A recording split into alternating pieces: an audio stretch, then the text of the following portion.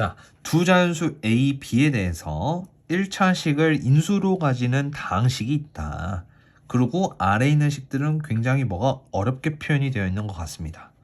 자, 이럴 때는 일단 천천히 앞에 있는 조건부터 좀 해결을 해보는 게 좋은데, 일단 첫 번째 A, B는 자연수다. 기억을 해두시고, 두 번째 1차식을 인수로 갖는 다항식이 있다.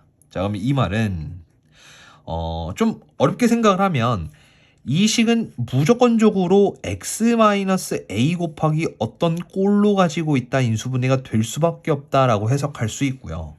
되게 단순하게 의미를 가져가는 건 그냥 a를 대입해서 0이 될 수밖에 없다라고 보시면 됩니다. 자, 근데 뭐 b도 있고 조건이 좀 a, b 자연수라는 게 있었기 때문에 저는 대입을 좀 해서 a, b 관계식을 우선 하나 얻도록 하겠습니다. 자, 그러면 a 4제곱 마이너스 290a제곱 플러스 b다, 그것이 0이다라고 표현할 수 있고, 이 상태로는 도저히 알 수가 없으니까 b를 a에 관한 식으로 표현하듯 이항시켜서 표현을 해놓겠습니다. 그러면 b는 290a제곱 마이너스 a 4제곱이다 라고 표현할 수 있겠죠.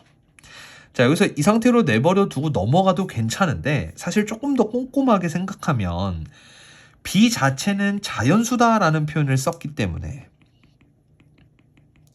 이 우변에 해당되는 것도 바로 자연수가 되어야겠죠.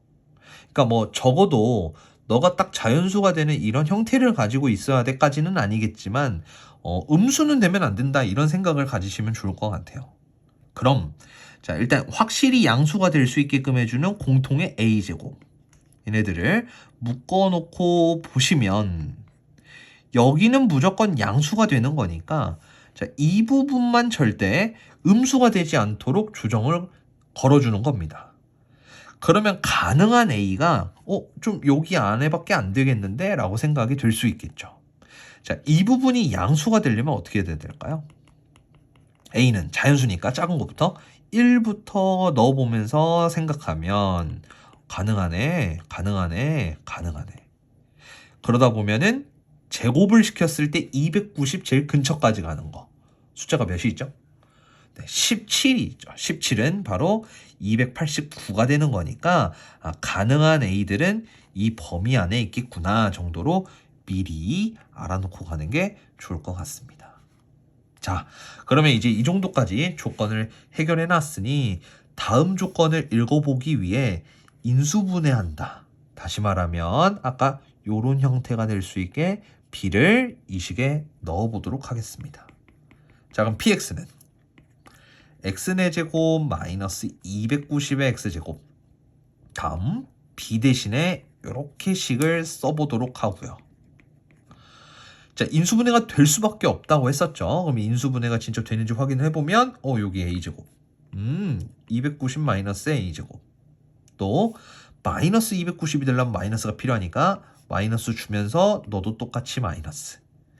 그러면 이 식은 x제곱에 대한 보기차식 인수분해로 x제곱 마이너스 a제곱 하나, 또 x제곱 마이너스 290 마이너스 a제곱 하나, 이렇게 표현이 됩니다.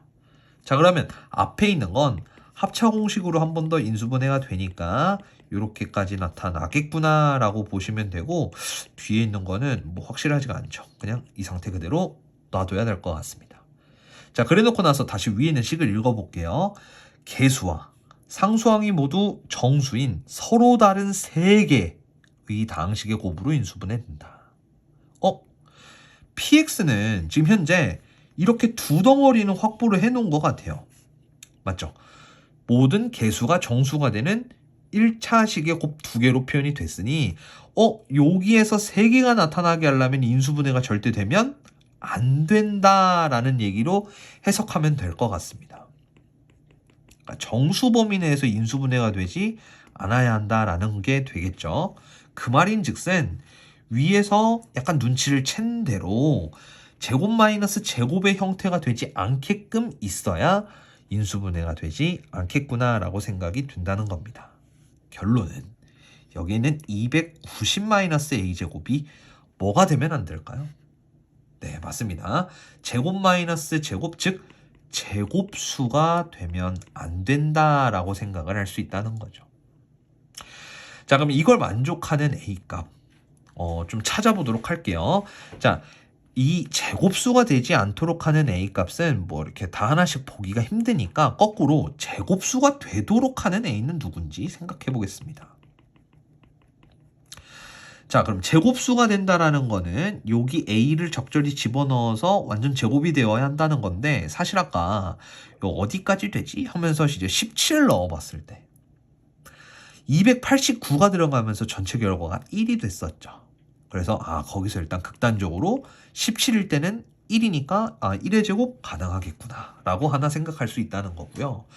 반대로 289에서 이렇게 빠져갖고 1이 됐다는 소리는 1을 집어넣으면 289가 됐다는 소리입니다. 그래서 17이 나왔으면 그와 약간 쌍둥이처럼 1도 같이 나올 수밖에 없겠구나라고 생각이 할 수 있는 거겠죠.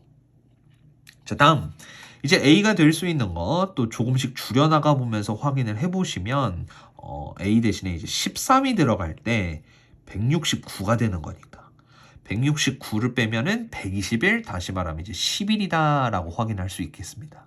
그럼 아까 앞서 말씀드린 대로 A가 11이 되는 것도 쌍둥이처럼 하나 더 나오겠다라고 생각할 수 있겠죠. 자, 그래서 어찌됐든 제곱이 지금 될 수 있게끔 하는 그 A 값은 이렇게 4개 있다라고 생각이 된다는 겁니다. 자, 그럼 반대로 제곱수가 되지 말라고 했었잖아요. 자, A가 될 수 있는 건 바로 1부터 17 중 바로 1, 17, 13, 11을 제외한 나머지 것들이 다 가능하겠구나 라고 생각할 수 있겠죠. 결론, 아까 문제 위에서 px의 이제 개수를 물어본 것 같아요. 그럼 px의 개수라는 건 결국에 a의 개수를 물어보는 것과 또 동일하니 여기서 말하게 되는 스몰 p 값은 바로 17개 중에 4개를 제외한 13이라고 생각할 수 있습니다. 자, 그럼 이제 마지막 또 결론을 지어볼게요. 자, 그때 b의 최대값을 또 구해달라고 합니다. 자, b가 뭐였죠? 위에서 보면 b는 290a제곱 마이너스 a 4제곱이었습니다. 그럼 이 식이 전체적으로 최대가 되게끔 하려면 사실 뭐 여러 가지로 또 방법이 있겠지만 저는 마치 2차 함수에서의 축으로 생각을 해보면 좋겠다라는 생각이 듭니다. 치환까지는 안 할게요. a제곱이라는 한 문자에 대한 2차식이라고 봤다면 자, 위로 볼록 2차 함수가 그려질 거고요. 그때 축은 바로 요거를 반으로 나눈 145일 때야 라고 얘기할 수 있다는 겁니다. 정확하게 써보면 a제곱이 145였을 때가 최고봉을 찍고 있겠구나 라고 생각이 된다는 겁니다. 하지만 안타깝게도 a는 자연수다 보니까 제곱해서 145가 되는 자연수는 나타나지가 않죠. 그래서 최대한 가까운, 그나마 가깝게 표현될 수 있는 자연수를 찾아야 되는데 또 센스 있게 생각해 보시면 제곱해서 145랑 가장 가까운 게 누구죠? 바로 144. 네. 그래서 b의 최대는 a제곱이 145였으면 좋았겠지만 자연수다 보니 144일 때 나타난다라고 생각할 수 있다는 겁니다. 자, 그때 b의 이제 최대값을 구하고 싶었던 거기 때문에 우리는 그 b의 최대값을 a제곱 대신에 144를 넣은 결과로 확인해 보면 자, 인수분해 아까 했던 결과에 넣을게요. 144 곱하기 여기에 290 빼기 144 이렇게 들어가면 됩니다. 아까 이 자리였죠. 네. 그래서 여기는 이제 144에다가 294에서 144를 빼면 146이다 라고 쓸 수 있겠죠. 그래서 최종 결과 또 Q는 144 곱하기 146이다 라고 볼 수 있다는 겁니다. 자, 이제 진짜 마지막으로 답을 찾아볼게요. p-1의 제곱분의 Q를 찾는 겁니다. 자, 그럼 p-1분의 Q. 아까 위에서 이제 P가 뭐였죠? 바로 13이었습니다. 자, 그럼 여기 13이 대입이 되면 12의 제곱이다 라고 써질 거고요. 오우, 정말 다행히도 Q에 144 곱하기 146, 144가 있으니 약분해서 최종적인 결과는 146이다라는 것을 확인해 볼 수 있겠다라는 겁니다. 네, 좀 상당히 많이 복잡했는데 그래도 천천히 앞에 있는 조건부터 좀 찾아 나가다 보면 결과적으로 답을 얻어낼 수 있는 걸 확인할 수 있습니다.